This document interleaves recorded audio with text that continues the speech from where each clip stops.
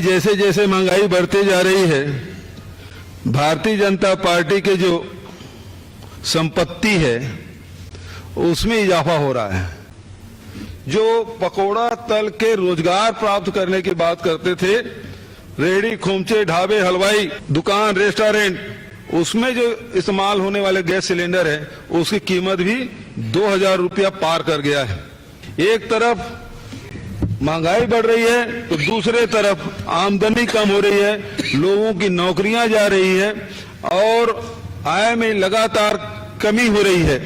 जो रोजगार प्राप्त थे उनके भी रोजगार छीन गए इस कोरोना काल में, नोटबंदी और जीएसटी के कारण से। एटीएम में पैसा लगाना निकालेंगे उसमें भी आपको सरकार को टैक्स देना होगा। मतलब जनता को लूटने में कोई कसर ये सरकार नहीं छोड़ रही है।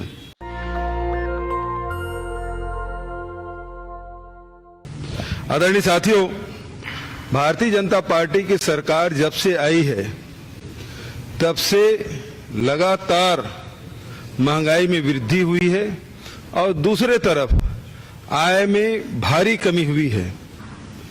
और महत्वपूर्ण बात यह है कि जो अच्छे दिन के वादे किए थे, जिन्होंने गुजरात मॉडल की बात कही थी, वो दोनों ही असफल साबित हुए।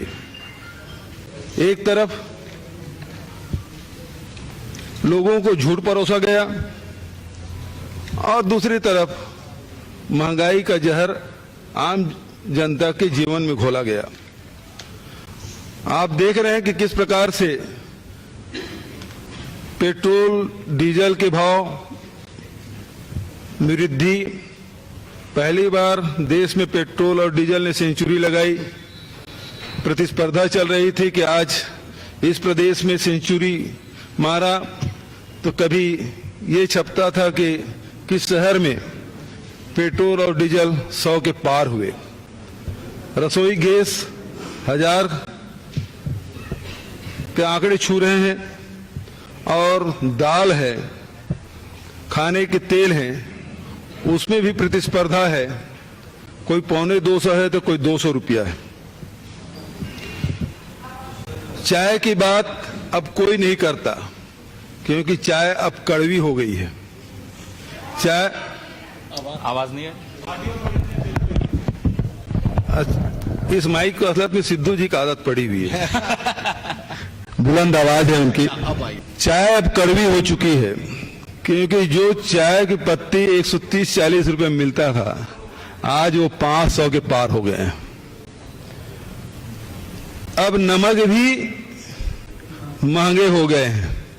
आदरणीय साथियों, एक तरफ महंगाई बढ़ती जा रही, जैसे जैसे महंगाई बढ़ती जा रही है, भारतीय जनता पार्टी के जो संपत्ति है उसमें इजाफा हो रहा है। जो संपत्ति 780 करोड़ का था, आज 4850 करोड़ के पहुंच गए। लोग गरीब होते जा रहे हैं। मध्यम वर्ग के लोग हैं वो निम्न मध्यम आय वर्ग के हो गए हैं और निम्न मध्यम आय वर्ग के लोग अब गरीबी रेखा के नीचे आ गए हैं।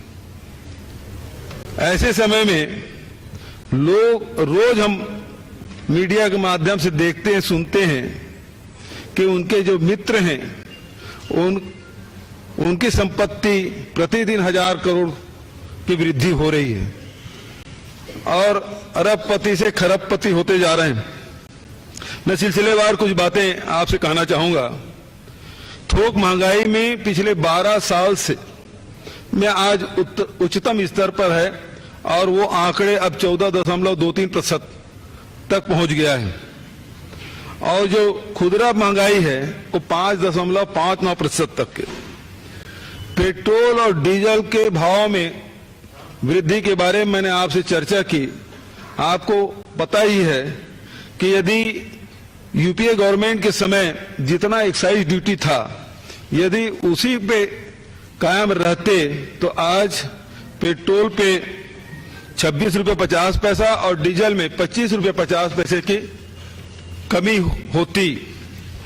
अंतर्राष्ट्रीय यदि क्रूड ऑयल की कीमत आप देखेंगे, यूपीए के समय में $108 प्रति बैरल था अब घट के वो $73 प्रति बैरल होने के बावजूद भी पेट्रोल डीजल यूपीए सरकार के समय से कई गुना वृद्धि हुई है। और इस प्रकार से जो एक्साइज ड्यूटी लगाया गया है उसके कारण से आम जनता के जेब से लगभग 24 लाख करोड़ रुपया भारत सरकार ने वसूले। पहले कुछ हिस्से राज्यों को मिलता था, एक्साइज ड्यूटी का अभी भी मिलता है, लेकिन पिछले साल निर्मला सीतारमण जी ने जो बजट प्रस्तुत किया उसमें उन्होंने शेष लगा दिया और शेष के कारण से वो राशि केवल केंद्र सरकार, भारत सरकार के पास ही रहना है, राज्यों को उसका हिस्सा नहीं मिल पा रहा है। घरेलू गैस और कमर्शियल गैस पीएनजी और सीएनजी की स्थिति के बारे में आप सभी जानते हैं। सबके घर में रसोई गैस है, पहले 410 रुपया था और उसके बाद मोदी जी ने सबको फ्री में गैस सिलेंडर बांटा। लोग बड़े खुश थे कि सबको गैस सिलेंडर मिल रहा है, लेकिन जैसे गैस सिलेंडर सबके घरों में पहुंचा, गरीबों के घर में पहुंचा, वैसे ही गैस सिलेंडर की कीमत 410 रुपये से बढ़ के अब 900,000 रुपया हो गया है। इसका मतलब उनका उद्देश्य आम जनता के घरों में ये जो लकड़ी है या उपले हैं इससे निजात दिलाना नहीं था, बल्कि अपने मित्र को उसका व्यापार बढ़ाने के लिए ये व्यवस्था उन्होंने की है।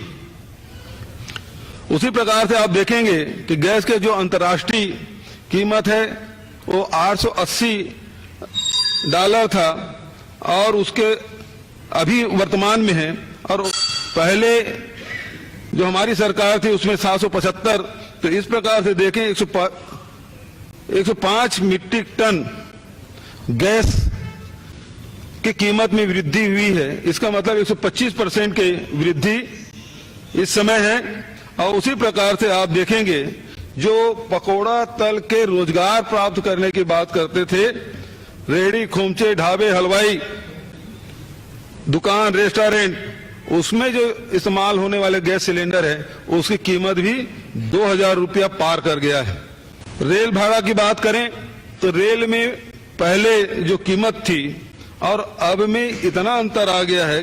कांग्रेस के समय में यात्री जो भाड़ा है वो 32 पैसे प्रति किलोमीटर था, अब वो बढ़ के ₹1.10 हो गया है। इसका मतलब ये है कि 343% की वृद्धि। जो प्लेटफॉर्म टिकट ₹2 मिलता था अब वो बढ़ के ₹30 हो गया है। मतलब जनता को लूटने में कोई कसर ये सरकार नहीं छोड़ रही है। और महंगाई के जो प्रभाव किस प्रकार से हमारे जीवन में पड़ रहा है, आप देखे होंगे कि अभी 1 जनवरी से कपड़ों में भी 5% से बढ़ाकर उसको 12% करने का निर्णय था, लेकिन कांग्रेस के मुख्यमंत्री ने, कांग्रेस पार्टी ने, आम जनता ने, व्यापारियों ने इसका विरोध किया और ये 5 राज्य में जो चुनाव हो रहे हैं उसके दबाव के चलते उस निर्णय को वापस लिया और 12% से फिर से 5% कर दिया गया।